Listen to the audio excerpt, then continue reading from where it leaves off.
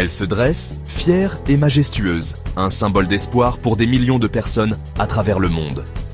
La Statue de la Liberté, emblème de liberté et de démocratie, accueille les immigrants et les visiteurs sur les côtes américaines depuis plus d'un siècle. Sa peau de cuivre, aujourd'hui d'un vert éclatant, a été témoin d'innombrables histoires de rêves réalisés et d'opportunités saisies. Mais l'histoire de la Dame Liberté elle-même est une épopée de collaboration internationale, d'ingéniosité technique et de vision artistique. La Statue de la Liberté fut un cadeau du peuple français aux États-Unis. Ce geste grandiose célébrait la persévérance de la démocratie en Amérique et l'amitié entre les deux nations. L'idée fut conçue dans les années 1860 par Édouard René de La Boulie, un historien et homme politique français qui envisageait la statue comme un hommage à l'indépendance américaine et un symbole d'espoir pour tous ceux qui recherchaient de la liberté. Des collectes de fonds furent entreprises en France et aux États-Unis avec des contributions de personnes de tous horizons. La tâche de concevoir et de créer la statue incomba au talentueux sculpteur français Frédéric Auguste Bartholdi. Bartholdi imagina une figure colossale, une femme drapée dans des robes flottantes, brandissant une torche pour éclairer le chemin de la liberté.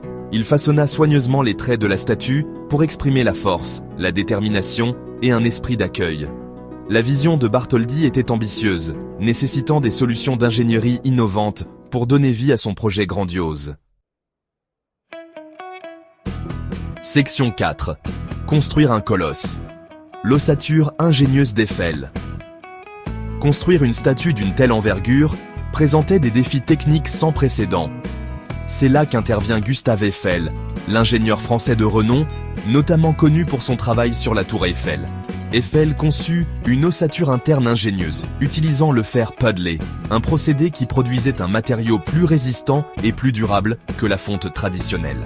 Cette structure, composée d'un réseau de poutres et de treillis en fer, fournit le support nécessaire à l'enveloppe de cuivre de Bartholdi, permettant à la statue de résister aux éléments et de se dresser fièrement pour les générations à venir. Section 5. À travers l'Atlantique, le voyage de la statue jusqu'à New York. La Statue de la Liberté fut construite en sections en France, puis soigneusement démontée pour son voyage à travers l'Atlantique. Les pièces de la statue furent emballées dans plus de 200 caisses et chargées sur la frégate française Isère. Après une traversée périlleuse, l'Isère arriva dans le port de New York en juin 1885, où la statue fut accueillie en grande pompe. Le réassemblage de la statue sur son piédestal, sur Liberty Island, fut un processus méticuleux qui prit plusieurs mois. Section 6. Un symbole durable, la liberté éclairant le monde.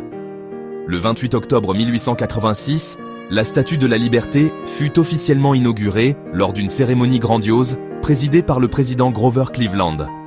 Le nom officiel de la statue, la liberté éclairant le monde, traduit parfaitement son message durable d'espoir, de liberté et d'opportunité. Depuis plus d'un siècle, la Statue de la Liberté sert de symbole de la démocratie, accueillant les immigrants et inspirant des générations d'Américains et de visiteurs du monde entier.